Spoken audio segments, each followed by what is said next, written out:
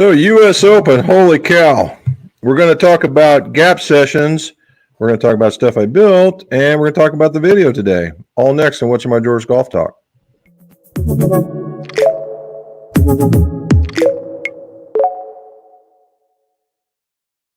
Welcome back to What's in My Drawers Golf Talk. Jim McCleary here, and this is What's in My Drawers Golf Talk. Imagine that, because I said it twice. And why is that? It's because old club makers are tremendous pack rats, and I'm no different. It's about what's in my shop, the drawers in my shop. And it's also your scores can go low by doing reviews of golf club repairs, reviews, and fittings. So I totally mangled that up, but we're going to go with it anyway and get us started. So first and foremost, this is some of the stuff we did this week. Wilson was really making quite the progress. We had a lot of success with the driver and hybrid combination once we found it. What you see here is a stock hybrid with a particular grip on it that the golfer wanted. And then this is a custom built Wilson club with a VRTX blue, a lower launching shaft. Then you get to see more of a downplay of it. So what we're seeing is the Wilson product is really working very well, right? It's working really well as far as the driver goes. That LS is nothing to shake a stick at. Honestly, it's doing very, very well. The carbon is doing very, very well. The Max is very forgiving. It's just coming in third, I would say, as far as what's going. But if you are looking to try and rid yourself of that fade, that club can do it. We would have been complete, but we did not get our grips in. I did a Mizuno Hot Metal Pro, and we used some Neo. It's going to be hard to see that because of that reflective color, but these are Neos. 950 Neos in the S. We're making them a half-inch over for previous customers of ours. And we're waiting for him to get back from his overseas trip, and these will be ready for him.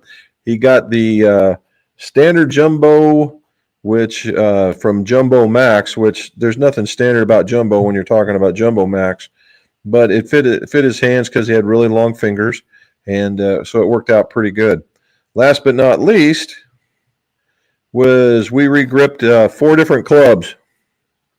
You're hitting my thing. You had four different clubs, and what this was the genesis of the video this morning was putting grips on clubs without heads. That we haven't done one of those kinds of videos in a while, so I just went downstairs and we started talking about install, and then it flew into, well, I do have the gun, so let's try an air model on it, and I got to work that over a little bit, and then showing you guys how to put one on, because this customer, the one that we did that for, we do that regularly. He sends them to me, and he always likes logo up. So it's really kind of a different maneuver where you get the golf club on its backside, and then you've got to use the guides. You got to use the guides that are on the backside in order to do it. So to go on like this, so that when you turn it over, it looks like that. Right, and so it's just kind of a little bit of reverse logic, I guess. So there they are. Whoops, there they are, and that's what you get. And so we've sent those back as well. So not too bad, right? That's pretty cool. The other thing is, let's talk about the U.S. Open. Holy smokes! Now I didn't watch a drop of it, but I listened to the last 3 or 4 holes on XM, and I'm here to tell you. I'm getting rid of a cord here. I'm here to tell you those guys, when I went and I checked the leaderboard, that had to be a painful 4 days, right? It just had to be a painful 4 days for those guys. Now, if I was to go over there and shoot even, I think I conquered the sun. But we're talking 2 whole different levels of skill and all that stuff. So you guys put in the comments what you like down in there and tell me, did you like the fact that they struggled, or did you not like the fact that they struggled? And see, it's typical U.S. Open stuff, right? They don't want to see a very high, or for that matter, a very low score in that. But I saw some of that rough when they were using those push mowers. Huh, that was ridiculous. They could have cut it 2 more inches and still not have gotten away with it. But they did make it a trial, and I think it's more about, if you see it, it's more about how those players react, right? We're always told about staying calm, being within your emotions, that kind of stuff when you're playing. And I'm here to tell you that was a real tester, And if it was anything like that, when they get in behind closed doors, we know Wyndham Clark's never coming back to the Oakmont. But and he saw JJ Spawn. I mean, he went from five bogeys in a row, and he turned it around and just lit up on the back. And how do you finish? How cool is it to finish a major with 2 putts to spare, and you got a 65-foot putt with all that undulation, and you just put it right in the throat? That is what you call putting a stamp on your game right there. That was pretty spectacular. So good on him. When literally he was the only guy not over par, right? So that was one hell of a test. And we saw guys, they shot under par for a round, but most likely it was just to make up for the fact that they had a stinker in one of those 4 rounds. So it just shows that you got to be consistent. I'm not sure if JJ Spawn, it may have been Sam Burns. I don't know if he went wire to wire, but I remember seeing his name in the leaderboard the entire time. So, good on him. It was just his time to do it. So that was really, really cool. All right, so going back to the grip. That spawned the grip, and it spawned the video. So hopefully you guys, if you haven't yet, go back and look installing a grip the correct way or the right way. And hopefully you get on there and you'll like it and subscribe. Again, here, just that opens that up, is that if you guys like this thing, hit that stuff across the bottom, the like and subscribe, and that way we will get more of this information out to the YouTube universe. Now, the last bit, which was the main topic of this guy, is gap session. So why did I do a gap session? Well, number one is here it is June, and I've got 2 full rounds under my belt. That's it. The only time I've got any real golfing going is when we go on vacation. The weather here has not been conducive or cooperative for me to get out. I got 9 holes before I got rained out the last time I went, and I was struggling, and so I've been beating balls in here to try and get my rhythm back, so at least when I go out, it doesn't look that bad. And so in order to be able to go and actually play, you got to know what you're doing, right? You got to know what you're doing as far as distances go. How far are they going to go? How far are they going to roll? Because literally at this point, you got to literally manage your game. That's what this is for, managing your game. So, for all of you guys that think you hit your 7-iron 200 yards, unless you actually see it land at the 200-yard marker, you really don't, right? You hit it and then it rolls to that.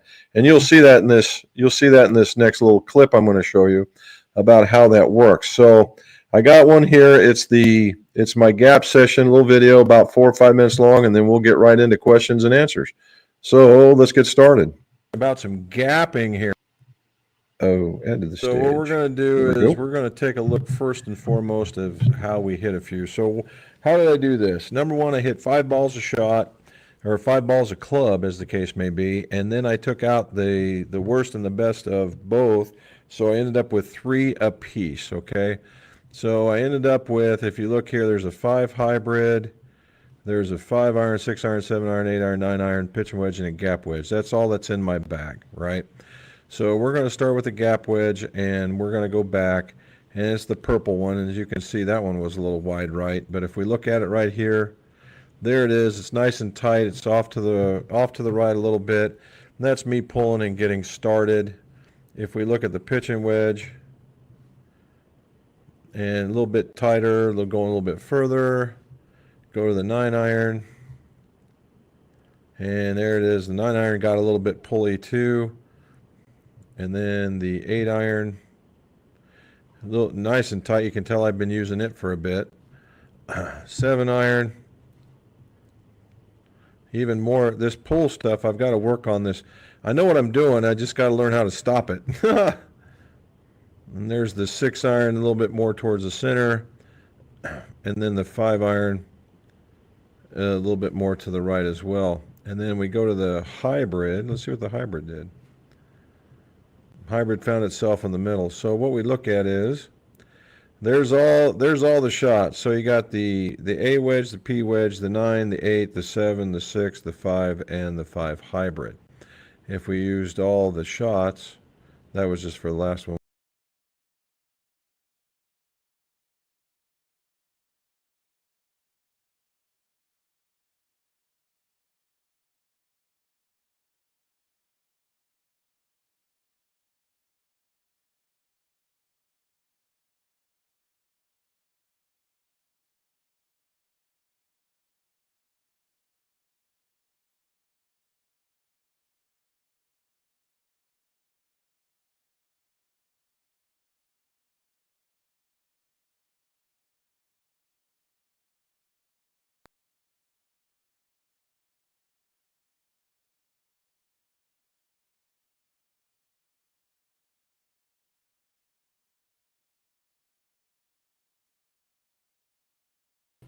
And there's the club data. So if we're talking about carry distance, gap wedge carried 123, 133 for the pitch, 146 for the 9.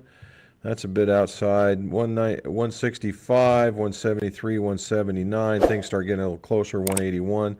Then all of a sudden, 195. Now, if we really want to do it, I found a new way of looking at this. There we go. So the gap wedge went 123, 124. Pitch went 133, 136. 147, or 146, 147, 148. 165, 168. So I'm getting a lot of spin. If you look over here, I'm getting all the spin in the world. I'm stopping it like nobody's business. 7 iron, 173, 175, 179, 185. That's what I kind of like that one. This one's kind of weird. The 5 iron didn't go out, but I hit it with such low spin that I actually rolled out to 200. The funny part was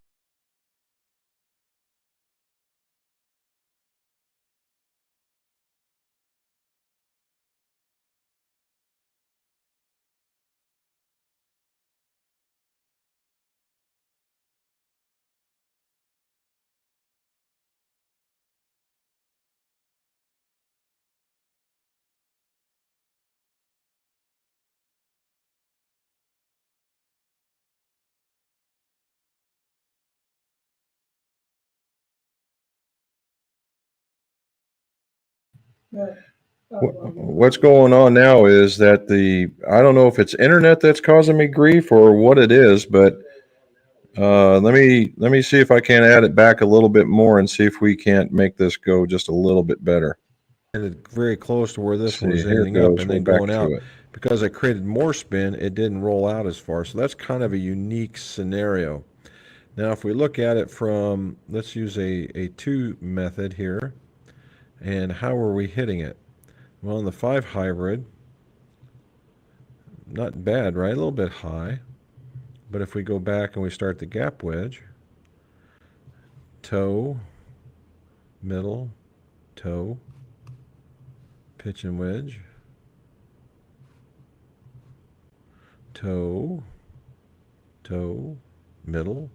So it looks like I got to learn how to get into the more of the middle of the club. It looks like toe, toe, toe. Look at that. So and the funny part is when you're out there, you're not hitting it as best as you possibly can, meaning that if I can get into the middle, I can really hit it. Now you see how that one's more towards the middle, and the distances jump quite a bit because I'm more in the middle. So I've got to learn how to do that a little bit better. We look at it, see right there, same thing's going on with that. And then let's see what happens with the 6 iron.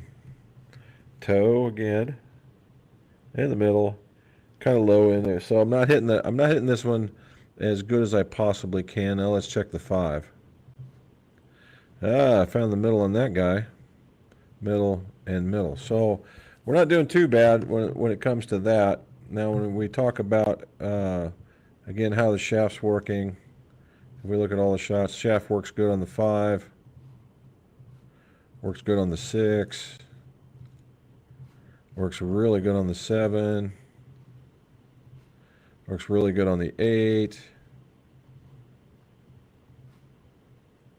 Looks really good on the 9.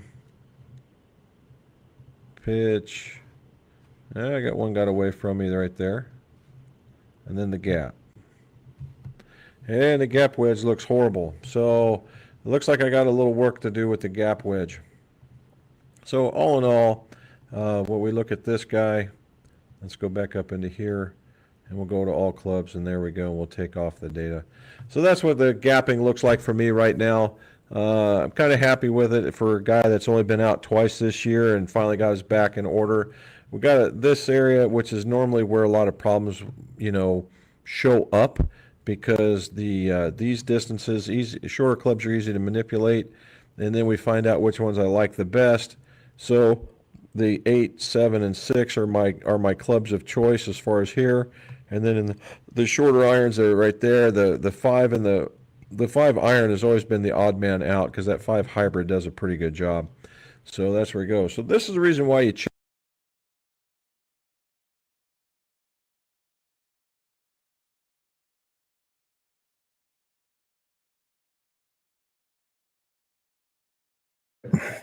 So as far as the gapping session goes, we had some pretty decent dispersions in the lower irons. Some not too bad dispersions when it got up to, say, between the 7 and the 6. At the 5, I've never ever once got the 5 iron out to where I really thought it should go, but I thought it was funny that it rolled out to a number I'd like to see. However, the other one would hit that far, but I created so much more spin, it wouldn't roll out as far. So I've got I got to decide on whether or not I'm dropping the 5 iron and just keeping it, or just keeping it for that matter. But the whole idea here is gap sessions. Why? Well, even if you haven't been out for a while, or you have been out for a while, you got to know how far you hit your clubs in order to be able to manage your golf game. And once you know how you can go out, because if he's like, I'm 150 out, give me a 5 iron, you're not going to be very successful unless you hit your 5 iron 150 yards. And so you got to be really truthful with yourself, and it doesn't take real long to do this. Once you get warmed up, you don't, if you're somebody that was going to be playing for money, we probably hit 10, maybe 15 balls a piece, and then really narrow it down. But if you're, the guy that's just going on the weekend, we'll hit 5 balls, we'll take out a top and a bottom, and we'll call that your average, and then that way you can get around the course a little bit better. So that's what we're talking about, and that's the gapping session. I apologize for the fact that the computer basically just froze on me for some reason, and it took me out. Huh? Oh wow, there we go. So there it is. All righty, so let's get to it and let's start asking. Let's start answering some questions. Oh, before we get going, the reason Mrs. McGough told me I had to tell you. No, she told me don't listen to her. And while we didn't there, I had a doctor's appointment, and to keep things from getting too gross, we had a colonoscopy to be done. When you get my age, it's a requirement. My first time through something like that. The jokes are all true, all right, every bit of it, and but everything came around. So that was all good for that. The last thing is that we forgot we celebrated Father's Day this weekend, right? And I want to say there's me and my dad. He's in a better place right now, so we're just celebrating that, and we're going to be doing some of this right here. So here we go. So for all your fathers out there, happy Father's Day, even though it's belated. To the winner of the U.S. Open, congratulations. And let's see your scores go low.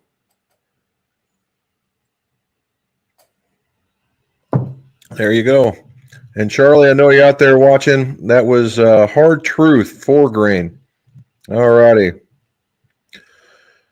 Here we go. Matt, no rounds heading to Summer Lake for basketball. What's the importance of knowing your carry distance on average? Well, there you go. We kind of talked about that, right? If you don't know how far you're going to hit it, how are you going to know what you got to carry?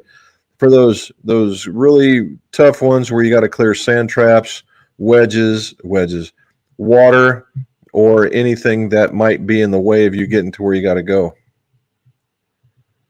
And this Forever Brook says, "Dad, this person's dad went here today." Well, that's cool.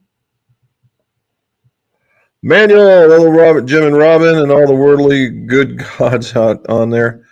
What a U.S. Open! Shot 80 last week. Mini driver kept the ball in the fairway. Of course, Heron Glen and Ringo's, New Jersey. Nice track. Well, very cool, dude. We're going to give that.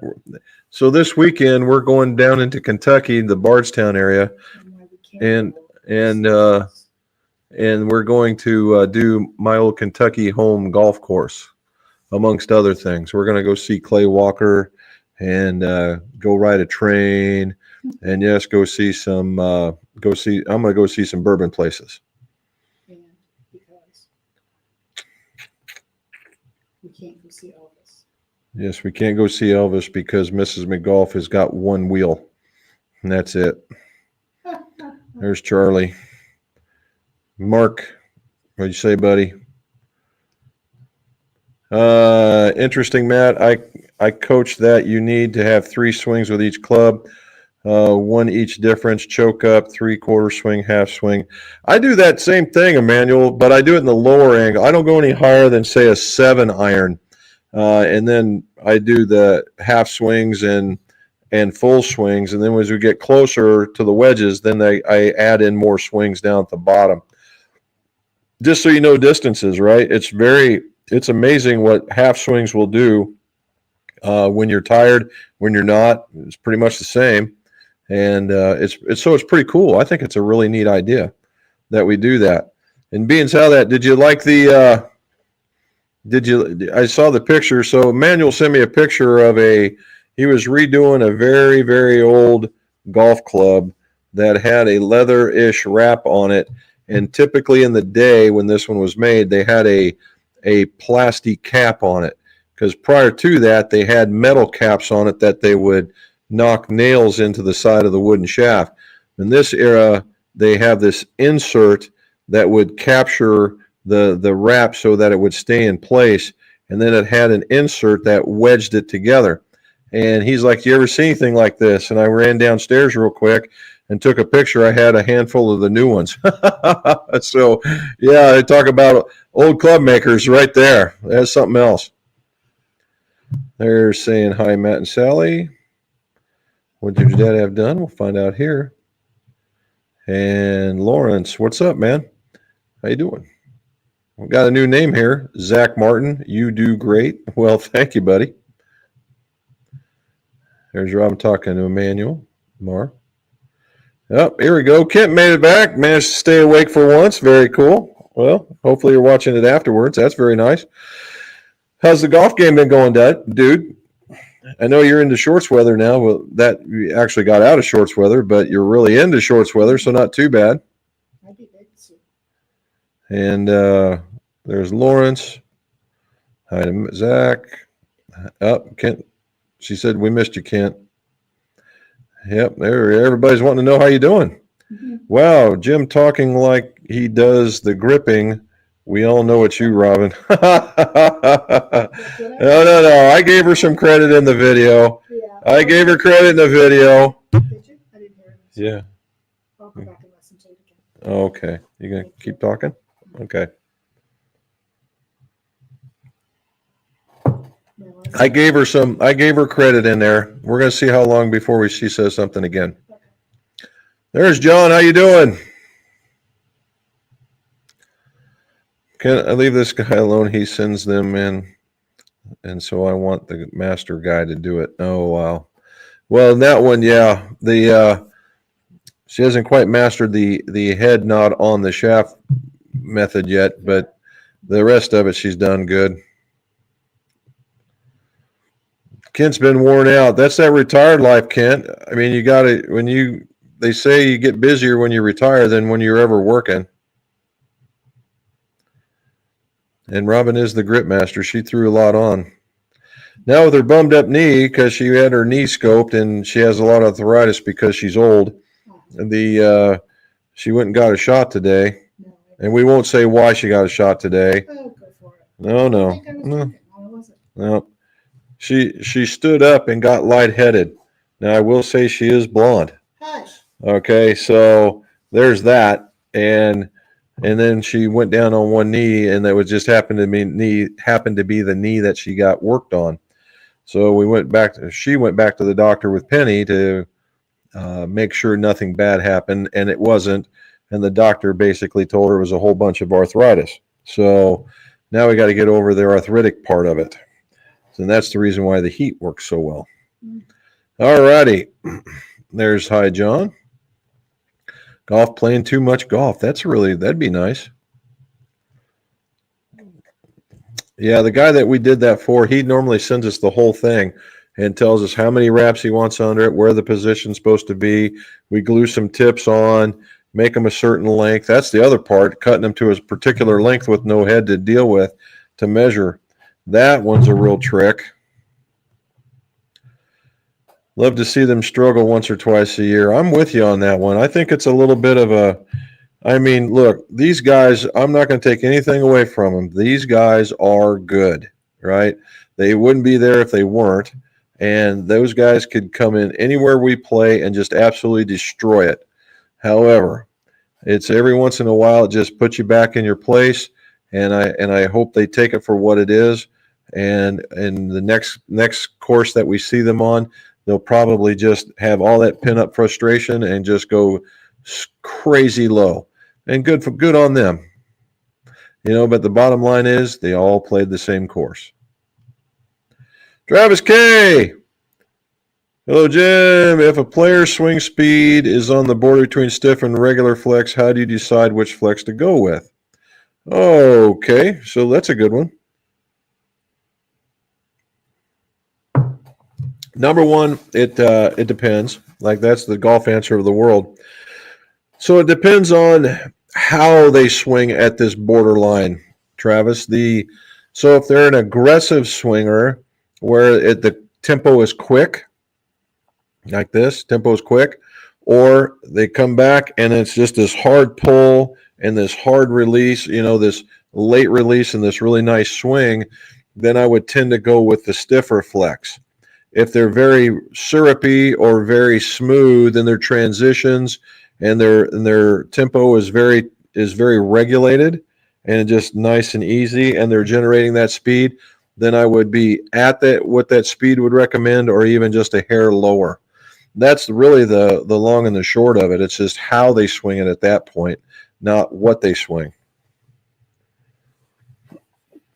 He liked to struggle. I like to, like I said, I like to see it every once in a while. I don't need to see him go in there and get beat up, but I look at it as like NASCAR when they go from everything's go fast, turn left to a road course, and it kind of gets them going, gets that blood pumping again, and then they're back on going. It's a nice break. I think it's all Oakland was short and full of as short of windmills and clowns. Well, I was really thinking, the rough there was redonkulous. I will say that it was. You could have went a little bit. You could have went shorter and still got the same idea. And let's face it, the greens were stupid fast as well. However, on your side of the pond, when they get a lot of high winds and no rain, and it starts drying things out, you pretty much get about the same idea, except for you're not going to see the rough like that because you got to deal with heather and all the other things.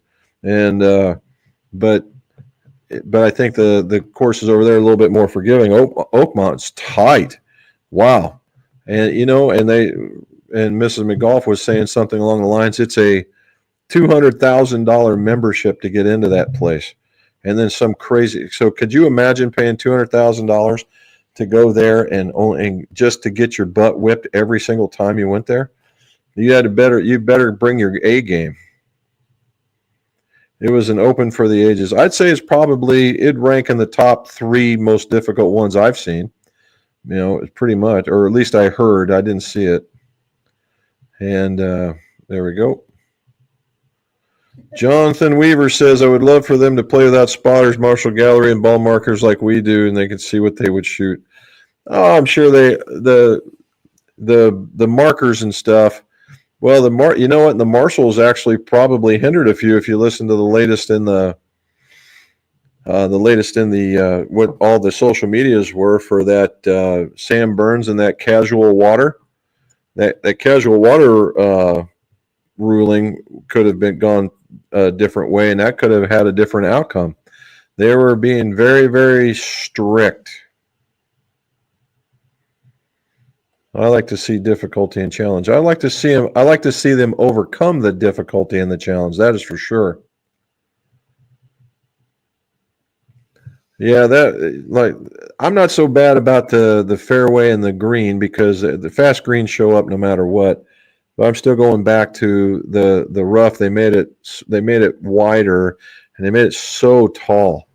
That's just I've played in stuff like that. We were playing at a place called Perrysburg, Kentucky. It's near the racetrack, and it had rained for a long, long time, and it was almost impossible to get the mowers out. They were able to get the fairways and the greens. Very nice setup, but if it got a foot off the green, if you didn't have 2 or 3 people looking for it, you literally wouldn't be able to find the ball. And it was very, very thick. And then getting out of it, it didn't matter what you do. You just took a full swing in order to just punch it out to get it somewhere. And that was the beauty or the torture of that, is that they're at a regulated distance, and they're thinking flyer the whole way, right? And they take that quarter swing, and that turf or that grass just gets all in the way, and it plops another 2 foot, and they got to do it all over again. So it's just that was a lot. But when I was at this Perrysburg place and we were playing around, I saw a guy on the top of the hill when he had a triplex on, and he's just sitting there watching us go by. And I had my buddy drive up there, and I walked up and I said, "How you doing, man?" He goes, "Ah, not too bad." I said, "I got $100 in my back pocket. I will give you right now if you just start that thing up and just start mowing. Nobody will care that you're mowing right in front of them. Just mow, so we can play in grass that we can actually retrieve the ball from, let alone hit out of it." He started laughing. He said, "Yeah, it's kind of brutal." I said, "It's beyond brutal." So I get what they're saying. It just at my skill level is just like a dozen levels lower than what that stuff was. Barry says, "Why wasn't there lift clean in place on Sunday or during the heavy rains?" I don't know. That's purely up to them. That'd be a good question, though. Heck of a good question, Barry. All right. Do you carry a lot of golf balls in it? My 7-iron goes nowhere 200. It's more like 130 depending on conditions. I'm here with you, buddy. Peter's in the house. What do you say, Peter? My thought is this, I like the setup because it focused on shot making, not hitting it long, and it shows us you don't have to roll back the ball, just grow the rough and tuck pins. Well, it did do that. I was thinking that about halfway through, Peter. I was thinking about it halfway through where they were talking because they had pictures of Nicholas and Johnny were out there and talking about ball and that kind of stuff. And I thought, well, maybe Bryson was just I'm just going to hit it further than everybody else and then pop it out. Well, that didn't work out for him. Everybody's got to have their day. Didn't work out for him, Rory, Phil, a lot of top tier players, right? And it does. It makes you think about, well, more managing the golf course as opposed to overpowering it. Yep. Wayne played 3 courses up in Canton, Ohio. The last day got rained out. This whole weekend has been off and on rain. For Father's Day, I cleaned out part of a garage. And I thought, well, we'll go golfing and get ready to load up. And I look out, and here come the cloud. And I'm glad I didn't, because we were going north and towards where Bob mows the grass. And we got a text halfway into our meal saying that the golf course just absolutely got hammered. I think they got like 4 inches of rain in the span of an hour, and there was water flowing It's the entrance. in places that it normally doesn't flow, which is really crazy. So it's going to be days for it to do that, and we're waiting for all their grass. I'm glad it was flowing where it was because it was nowhere near the new. They planted new grass. If you guys didn't know, we were talking about it. They killed the original grass, let it set, disked it up, got it nice and set up, and then they sprigged it, which they planted little sprigs of this turf, and it looked awful. It still does, but the greenery is starting to show now. It's only a couple weeks in, and I guess this overnight this stuff just spreads, and so hopefully they'll get it. It'll get filled in really, really nice, and they'll roll it and cut it and do whatever else they got to do. Okay. Kent says he normally only carries 3 in a bag, Ogio ball silo, and a ball in play. I ended up today's round with 19 in on the bag of my original ball in play. Holy smokes, look at you go. Kent is a ball hawk. All righty, there's Robin. Wi-Fi down, yep, we're back. Oh dear, put $1 in the slot. No kidding. No wonder if you're tired after around 19 balls, add a lot of weight to that bag. Sassy Fassy. There's some new names in here. Have you ever thought about hosting a McGolf subscriber tournament? The winner could receive a free fielding and build. Well, we've talked about it off and on, but we've just never come to fruition. I suppose we ought to try it. Wasn't even particularly good day for balls, Charlie. I find tons, like my own personal store. Mention about when you look up MetGolf for information and then you don't follow through. We were located. Oh. Yes, I am, Charlie. That's StreamYard. Ken, if they've been and found in water, I would not play them, but I'm sure a golfer with your wealth of knowledge knows that. Yeah. He says, I heard people having issues lately with StreamYard, not sure why. Well, we'll have to figure that out. So we had another one. So we had here another issue that we've had as of late is we've had a lot of people, even on here, say, hey, I've been trying to get a hold of you, and you're not answering any of my questions. And calls, and we were like, well, certainly we would have looked, and we in a couple of cases now, at least a couple of cases. In fact, we figured it out here in this last one. We're like, we're not missing this guy's phone call. And the first time we asked, did you call another McGolf? Because there is another McGolf, and he's in Boston, and he has a driving range and a putt and a place where you can buy ice cream and that kind of stuff. But they don't do, and then their head guy does lessons, but no club stuff. And so this last guy came in. He says, "Yeah, I tried calling you, but nobody answered." And so she said, "Well, Robin had the presence of mind. Show me the phone so I can see the number." And it wasn't even area code wasn't even close. So he was trying to call McGolf in Boston, not McGolf in Waverly, Ohio. And I'm pretty sure that's exactly what was going on with all these other ones. So, because we're very, very concerned about answering the questions or returning phone calls.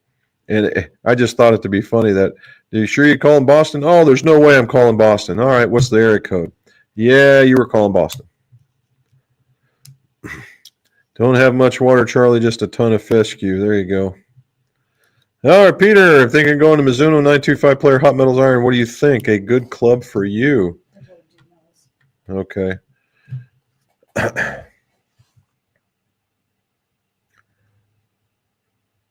I'm just thinking. I really like that golf club, Peter. I really do. I like the golf club. They changed it from years past. It's not just the hot metal without any offset. It's now a more compact look, and it does have less offset, and it's still a little bit stronger. It's not the strongest club that you could possibly play out there and get the distance and still make that happen. Definitely a players club to be sure. Now, if one of the questions you're trying to answer is, how do I hit it further? Then I would look at, there's a couple ways of going about that. You could go into the Callaway Elite. The standard model has hardly any offset in it, and it does look like a real golf club as opposed to the painted stuff, and it would hit the ball further. Feel wise, be a lot different. I think the Mizuno, the Mizuno and the Elite would probably feel pretty decent, but the sound coming off of them would be different. The Mizuno would probably sound a little bit more normal, where the Elite was probably got a little bit of a click in it. It's not a bad click, it's just the sound that comes off of it. Charlie says, Kent Fescue puts those little funny green stains on the ball. Some cases they do. Not sure wealth of knowledge. Oh, come on, we are too. Peterson, an email to me. There we go. They lick off, that's for sure. You're a veritable encyclopedia. Look at that. We knew. But, well, if he's a vegetarian, it might not be too bad.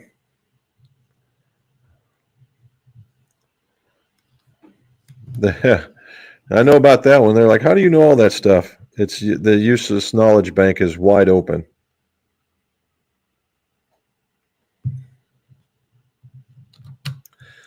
Yeah, they do okay with it. And 3 times. Whew. Well, after the first one, they did this stuff where you go in a box, but this one was a different one.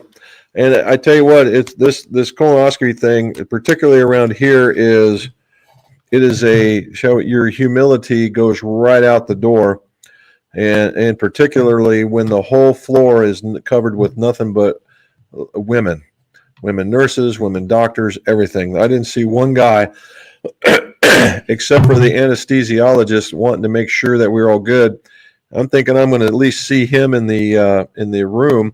Nope. I got another gal, so I'm surrounded by women. So you're pretty much modesty goes straight out the door. You might as well just live with it. Thank you for putting me out so early, doctor, whoever you were, and waking up to right back. I was like, hey, look at me again, and we got out of there. He's older than me by 1 year. It's her turn next. When I'm 62. Yeah, which is going to be soon. Next year. Only worry about when the doctor has a hand on your shoulder and you can still feel the exam. No doubt. I was rolling around on my side. I was making sure I had my antenna up for that one, buddy. Herring for us, Rob. Yeah, no doubt. Mr. 3-Putt. Hello from Texas. Lab DF3 putter for the win. I find it interesting that Spawn uses a Scotty Cameron grip on his DF3 putter. Does that mess up the balance? No, it doesn't. It's all about a weight perspective. Some of the lab, they have the 1.52, and that's to throw your hands forward. It makes you forward press every little bit because those lab putters come with a very, very, very low loft on them, and that extra loft, de-lofting it gets you into a better stroke. And honestly, on what they were putting on, that was probably the right answer. If he had a very low loft and he wasn't de-lofting it, he would have ran stuff by just crazy far, right? So good for him. The prep is the worst part of the colonoscopy. I've done it 2 times. Good for 9 years. Good for you, dude. That's what we want to hear. So if any of you guys ever want to have a good laugh that have been through this, look up Dave Barry and colonoscopy. And he writes an article on it about his experience going through it. I've read this thing at least a half a dozen times, and each time I read it, I laugh harder each time. Wayne, he handled it like a champ. Yep, I did. Heron Glenn, I know it well. I used a mini driver, smart. The fairways on the front 9 are narrowish. A 3-wood helped me score low a few times. There you go. That's another thing is taking out the non-driver and scoring well. My Bob the one round I was able to get out on, I was going to go play a par 3, and he calls me and says, let's go play over here. Well, I didn't have any driver in my bag, so it was 2 hybrid all over the place. And he got all over me again saying, why do you hit the driver when you do this with that hybrid? And, it's the ego. Wayne, it's like drinking 50-30 weight oil, isn't it? Oh, my God. It's something. They give you the stuff, and now over here they tell you, go get the medicine off the shelf and then drink it with 64 ounces of Gatorade. And it can't be red Gatorade, and for obvious reasons. And once it starts working, you might as well just consider yourself locked into the restroom for a while. Yeah, no doubt. Oh my gosh, yes. Been doing some vlogs with Gary Martin Golf this last week, Jim. Really? Nice. What do you have to say? I'd like to hear that. That'd be kind of fun. Frank Wozni, enjoying a bit of Chattanooga 11 bourbon and a cigar. Very cool. I've been, a buddy of mine brought some Chattanooga in, and I was kind of wondering about it, but it was 2 of them, and one was a bottled in bond, and the other was, I can't remember what it was. Both of them were very, very good. Those guys at Chattanooga have it going on pretty good. Jonathan Weaver says hi. I said hi to Jonathan. Yep. And then hi to Frank. There's my dog Rex. Hit them like up button, students. Thank you very much. There she thinks. Seems to me Bryson could par or beat any course with a 7-iron wedge and a putter. Why does he nearly swing everything to be 1,000 miles per hour? That's just the way he's built, man. Just the way he's built. If you tell him he could hit his 7-iron 250 yards and he said, well, yeah, I need to hit something 300, so I'm going to break out something else. He just built that way. However, he doesn't do it on a whim. I will give him that one.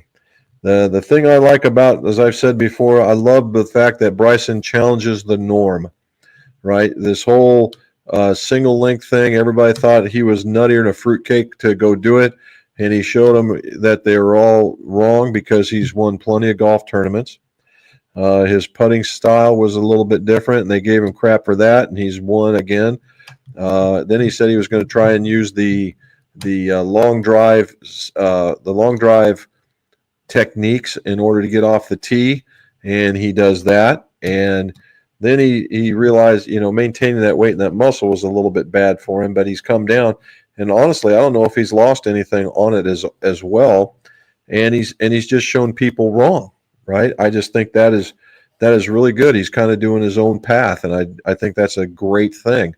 I'm not a real fan that he went to the live but he got his money, and when all that shakes loose, then they can figure out what they're going to do after that. Humiliation for 200,000 for memberships to be humbled in the course after paying your dues. Yeah, I mean, it's crazy. Played Bethel, played in the Bethel, Maine all last week. The greens were like putting on Velcro, even after they cut them. Oh my gosh, that's got to be, that's a tough one, because now once you're doing that and you come back to your course and it's much faster, the first 5 putts you're going to be like, holy cow, what you got to, and re-gauge yourself. There's Krista from Sweden. There you're saying, I saw some of your highlights that you did pretty decent on a tournament I saw. Good for you. Well, here's some more about that. It's not like that all the time, Charlie. However, their greens are always 13 foot on a stemp. 13 on a stemp. I don't know if they're always 13 there or not, but they're pretty fast, though. Krister, everybody's saying, "Hello, Krister. How's the set working for you?" Oh, you haven't gotten them yet. Well, did I miss a set? They're on the way, no doubt. Here we go. New irons are Orcas. All right. With Sean 105 stiff shafts. This is going to be new.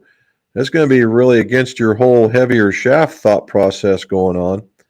The reds, I believe, are the reds the stiff ones? But I don't think you're going to be unhappy with the Orcas. My Golf Spy brought on some Orcas. That was really kind of cool, and they did pretty good in that iron testing. They came in third or fourth or whatever. That's for them. That's a win.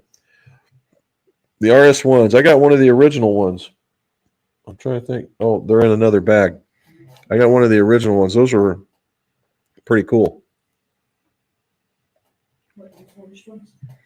Mm-hmm. If you ever get a chance to say hi to Alex, he's in London, so chances are no. More certain. Come to Myrtle Beach last weekend. I found over 130 golf balls in less than 3 hours, and it wasn't even trying. Holy smokes. Where were you playing, Peter? Gee, many Christmas. That's huge. That sounds like an after a tournament kind of round. No worries about what you're going to be hitting for the next year or 2 or 3. All right. Boston should be a 617 area code. There you go. What's the best way to contact you if we have a challenging club build repair question? Mark, so the challenging club question email is we have clubmaker at mcgolf.net. mcgolf.net. The other one is send them to both, is MC Golf Shop, McGolf Shop at roadrunner.com. Either one will work. 781, Charlie. I have not heard of Orca. I have to look them up. Is a forged iron? It is a forged iron, Charlie. It's a 100% forged iron too. The RS1X is the second gen of the RS1 family. The right-handed irons look totally different than what the left-handed ones did. And to this day, I put some recoils. There's some of the original recoils in them. I still hit them in a nice tight pattern. They're just short. And, I've mentioned to Alex way, way, way back when that, we need to start strengthening these irons up in order for them to keep being competitive. Now, the left-handed ones have a slightly wider sole, bunch of radius. And so I can do that and get away with it on my clubs. The RSs, I don't think so. So it's not too bad. I don't know if anybody here in the States is carrying Orca anymore. I was one of the last remaining Orca dealers. Imagine if I gave him a call and asked him to send some, but we would eat it hard on the shipping cost to get it over here. Oh, there's another one. So we're right there. Charlie RS1 is a forged hollow body with traditional lofts. Yahoo! Is your number the area code then McGolf? We don't have that issue in the UK, as we don't tend to have the number lettering in the dialing. Actually, no. The funny part is that our number here is 740. So you got 4 and a 0, and then it's 94147. 941. 941. Yeah, so 941. So we got 941. So there's all that golf related numbering again, and then it's golf 4653. So that's kind of funny. Says Charlie's Orca is UK based company. My golf, so I placed Orca in third. There we go. So yeah, they didn't do too bad. Yes, he goofed. But I sold him a set of MCs for jumbo grips and put them on while he waited. Somebody ask you a question? Charlie said it's 781. I said, yep, he goofed. Oh, yeah. 781. Okay. And asked them about the.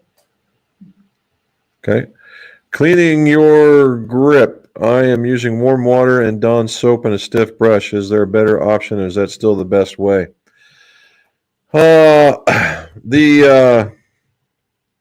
The way I like doing it, I don't even use soap, Peter, but that is one of the, and I don't even use the stiff bristle brush. The what we use is the golf towels that we have here that are from Club Glove. They're the very harsh microfiber towels. That's the ones they use on the tour. It's the one with the slot in the middle of the towel. And what I do is I take it and I take half of the towel and I get as hot of water as I can possibly stand on it. And then I just start cleaning it off, just rubbing it until you hear it squeaking. I set that one down and I go to the next one, put that one down. By the time I get done, you get back to the other one and the grip's dry and it's sticky as all get out. I've been kind of doing that lately for these guys that are over here, these shafts. They've been sitting there a while and they accumulate just the local dust from the ventilation, opening of the doors, that kind of thing. And I go to grab them like, oh, these things were horrible. And I'll go back in there and I'll do one really quick. And by the time I leave where the deep sink is, where it's really hot, to getting back here, the thing's already dried out. My doctor was one of my girlfriends from when I played table tennis. Oh my. Well, at least she might have been familiar. Peter, now that's how I clean mine. There you go. Now you could probably just do the Dawn and just make sure that it's just a tiny, tiny bit of the Dawn and do the same thing. Steven says he had his 2 years ago, and yes, there's mostly women in there. Here in Murfreesboro, it's like a well-oiled machine, in and out in under 30 minutes. Well, I can't disagree with that one. They had a whole floor of people, and they were, well, you know, we almost had a traffic accident of beds coming in and going out. And I was just like, holy cow, look at all this. And it's funny because you're in this room, and the only thing keeping things bouncing the sound off is a curtain. And you can hear all the discussions from all the other patients. And the joke here is there's we'll say an elderly lady across the way, and the doc came in. I had good news and bad news, and gave her the good news. And he says, "What's the bad news?" Well, the bad news was you didn't clean yourself out good enough, and you're gonna have to come back next year so we can finish it. And as she's walking away, you can hear he goes, "It must have been the scallops the neighbors brought over." And I'm like, oh, you could. The only thing, these are jokes you just can't miss up on, right? It's just hilarious. And I could hear. And that's it. So, Peter, thank you, Charles. Oh no, Kent. There we go. Peter once with the blue Dawn and a greenie pad. Yeah, I like that idea too. Use scouring pads, dish soap, scuffs them up just great. There you go. They use blue Dawn. Yep. Except for the RS1 irons I bought, I tested the OD wedge, really nice wedges with a bigger profile. I'm not used to that one. They did have, back in the day, they had some what you would call traditional wedges. They were very nice. Pissing myself at that gym, memories of getting up and thinking I finished. Nope, sit down again. Yeah, that one was, and it don't stop. It's not like when you get done with that procedure that you're all done. You got to kind of watch yourself for a little bit longer too.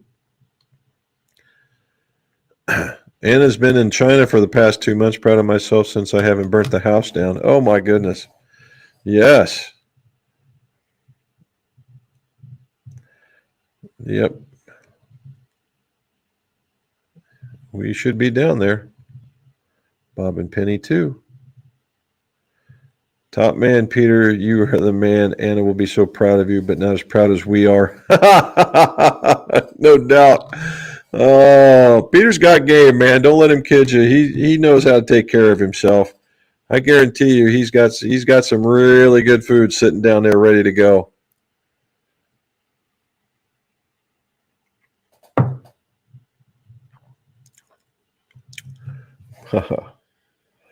Well, Sean Red Shafts are the stiffest, but yeah, that's what I figured. That was the ones. Legends. Oh, he was playing at his home course. Okay. Very good. Steven saying in and out in 30 minutes had me in stitches. And more than one way, more than one way, buddy. And there's my sis saying hello. How you doing? Very good.